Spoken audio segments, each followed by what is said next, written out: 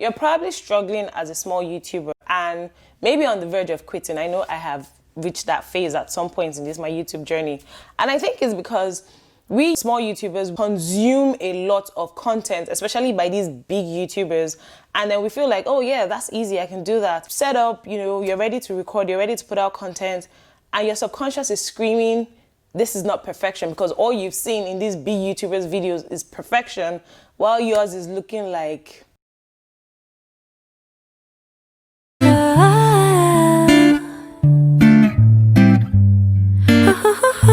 Hi guys, welcome back to my channel and welcome back to another video. For those who are just watching me for the very first time, hi, my name is Grace, and here on my channel I do vlogs, lifestyle and chit-chat videos that you and I can relate to. Give this video a thumbs up, please subscribe, just hit the subscribe button down below. Also hit the bell so that you get notified every single time I put out a video. Lego. Guys, in today's video, I'm going to be talking about some of the struggles that small YouTubers face. And yes, I am one of them. Like, I'm one small, struggling YouTuber and it can be so frustrating sometimes. But what I have done is I have come to understand certain things. So I do not allow these challenges or these struggles wear me out. I just thought about it and I kind of like decided to share some of the things that I have realized in this journey on YouTube and why it seems like we small YouTubers are struggling, and I'm just going to get right into it. So like I said earlier, we tend to consume a lot of content, especially the content put out by these big YouTubers, and we see perfection because these people have been in the game. They seem to have the perfect lighting. They seem to have the perfect equipment. They seem to have the perfect kind of content. And then when you want to do the same thing, it just feels like, ugh, I can't meet up that standard, or I can't put out videos or content that is as quality or as theirs. And that's you just shooting yourself in the foot, because I'm pretty sure that a lot of them, if you go back to their very, very early videos, they were just like us, you and I. I mean, some of us even have it good. So I'm just going to run through some of the things that I have realized. Well, they are struggles, but I'm going to come at them from a different perspective. The very first thing I'm going to talk about is the why. And by the why, I mean why you started YouTube in the first place. So for me, I've said it in a couple of my videos, I started YouTube as an assignment when I went to School of Media and Advertising, and it was one of the things that they asked us to do. So they asked us what challenges we have when it comes to putting out content. And I said video content, I'm good with, just staying behind the camera and taking pictures and putting all that, or writing, I have a blog. But when it comes to video, I am really scared, be it short videos on Instagram or full-length videos like I do now on YouTube. So you have to be very particular about your why. I know that money is being made on YouTube, and a good number of YouTubers are making good money, and some people feel like, oh, it's probably that easy, and they just jump into it just because of the money. So if you come to YouTube just because you want to make money, if that is your sole purpose, you're going to get burnt out really quickly, because trust me, YouTube is a lot of work. It's very tedious. From the very first video you try to put out, you will see that YouTube is very tasking. Having to set up, having to film audio, to your editing, the output, coming up with schedule. YouTube is a lot of work. So if your why isn't in sync with the, how do I put it? If your why you're starting is not in sync with the amount of work that is going to be needed for you to put in, you're going to literally just burn out. So the second tip is, we small YouTubers tend to be very hard on ourselves, and it comes from when you've started putting out content and then the views are crawling, your watch time is crawling. I mean, this is my 43rd video. My subscriber count is still not at 500. My watch time is very low. And I'm just like, how do I get to that 1,000 subscribers and 4,000 watch time before a year on YouTube, which makes you eligible for monetization, right? So it can be really hard when everything just seems really slow. So you start being hard on yourself. And let me tell you what this does. When you start being hard on yourself, you stop being hungry to do more. So you stop putting out content, you start stalling, and we all know by now that when you don't put out content as consistently as we should, YouTube will come for you. The algorithm will mess you up. This almighty algorithm is going to mess you up. So you can't be too hard on yourself, and you need to just keep pushing. Third point is content itself. For me, when I just started YouTube, I started because it was an assignment. And of course, I did the generic get to know me tag or new on YouTube. And I didn't necessarily have like a long-term plan of the kind of content that I wanted to put out.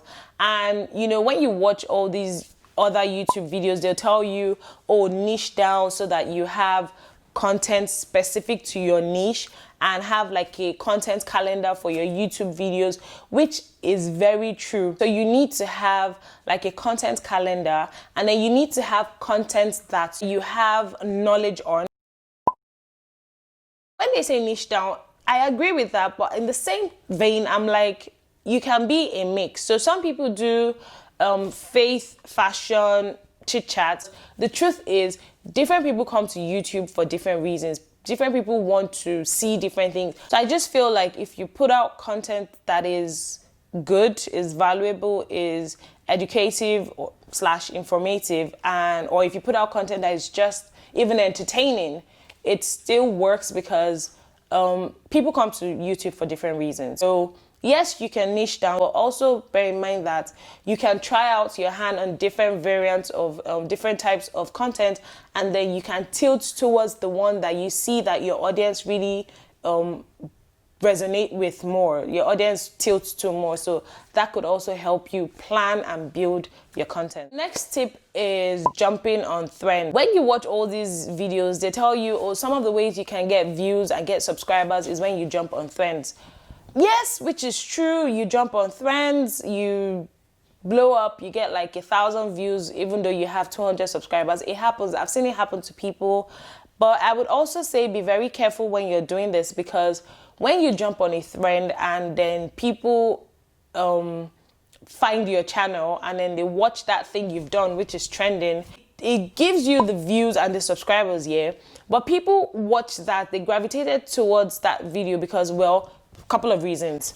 The video is trending, so they saw yours and decided to watch it. You apply the right keywords, you know, so that when people search it up, yours pops up, you know, and people watch it. But the thing is, they watched you in that video with the personality that you put out. What I'm trying to say is that when you're jumping on trends, I would urge you to make it your own, you understand? Because if you put up a false persona, when these people that have gathered on that video, when they've watched it and then they now start watching your other videos and they don't get the same vibe, they don't get the same personality, they just like either stop watching or they just wither away, because what they actually came for or what they liked is what they saw in that video, that kind of personality. So when you're coming on YouTube as a small YouTuber, I would say that you let your personality shine, your real personality, and you stick with it all through. So whether you're jumping on trends or not, just make sure that your personality remains you, because that is what will keep you going. That is what will keep people glued to you, because those who love you for your personality will love you and they will stay because of your personality, well, along with the good content that you're putting out. The next struggle I'm going to talk about is equipment. Small YouTubers, they beat themselves up about not having the right kind of equipment, and I'm asking myself, what is the right kind of equipment? I mean, these days smartphones have amazing camera quality, video quality is top notch. You don't necessarily need an M50 to shoot your videos. Sometimes when I'm shooting vlogs, I use my camera when I'm in the house, and then the minute I step out, I use my phone, and I currently use an iPhone 7 Plus, and the quality serves me well. Just go to settings, set it to 4K, and you're good to go. So you don't necessarily have to have the best equipment while starting out. As you grow and then probably monetize and you're making money, you can now invest in it. But I don't want you to beat yourself up about not having the amazing kind of equipment that you think you should have, or these big YouTubers have. You can use your phone. I edit with my phone.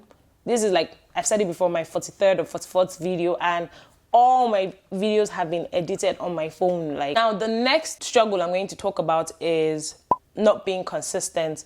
And the truth of the matter is, if we think about all the things I've talked about, these things that we deal with, these struggles that we deal with, all stem from the fact that we are striving for perfection, and we don't seem like, or we don't feel like we're attaining it. So we're losing motivation, we're not putting out content as much as we should, we're not consistent. And we've all learned, like I've said before, that not being consistent on YouTube you just go downhill, because the algorithm will just forget you. Stop being inconsistent because you feel like you don't have the right equipment, you don't have the right background, you don't even know why you want to post, you don't have content. You need to put yourself together, sort out your content calendar, know the kind of content you want to put out, and just roll with it. Another struggle that I know that we small YouTubers face, and maybe YouTubers in general, is time and where to record. As you all know, those of you who have watched my very first videos, I went from one background that was like a cabinet that was falling apart, and I used newspapers to whatever, to putting up like shelves and putting nice cube props on it. I've been almost everywhere in the house looking for the right place to record. And the timing as well, I mean, I don't live alone. There are people in the house, you keep begging people to shush. There are times where there is no power, and when there's no power, generators are on. That can be very annoying. It is a struggle that we face, but just find something that works for you. If you find a nice corner in your house that is not too distracting, you can just sit there and record. Sometimes I record my videos 2 a.m., 3 a.m. It's not convenient, but it's needed because I need to put out content, and that's how dedicated I am to growing my channel and to putting out content. So the next struggle is low views. So you know how you think up an idea and you're like, this content is going to blow. I'm very sure people watch this, and then you put it out, and in the first hour you're seeing like 8 views. And maybe that 8 views, you watched it like 2 times, you dragged your mom's phone, your dad's phone, and your cousins or your sisters, and they watched it. And you're wondering, but why? Why isn't this doing great? It can be very discouraging, it can be very disheartening, but I want you to know that people will still watch that video with time. As you grow, and as more people subscribe to your channel, or as YouTube recommends your channel to other people, people tend to just watch your other videos. So do not let low views deter you. Do not let low views make you feel bad. Don't let it steal your shine. I mean, it can be disheartening. Yes, I know, low views, watch time, and all of that, but just keep at it. Just keep at it. Keep putting out good content. Keep letting your personality shine, and it will pick up. So don't let it deter you from pushing on, okay? Do not compare yourselves. We all have our own pace on YouTube, and to be honest, there's no one magic pill. It's a combination of different things. Just keep doing you and let your personality shine. I hope you enjoyed this video. See you in my next video, which it will most likely be a girls talk video. I put up a tab on Instagram asking girls to send me questions they want me to answer, or topics that they want my opinion on, and I want to film that. So if you also want to see that, just leave me your questions or your topics in the comment section, and then I will answer them in my next video. I hope you enjoyed this video. Please remember to give this video a thumbs up, subscribe, share, all that good stuff, and I'll see you in my next video. Bye.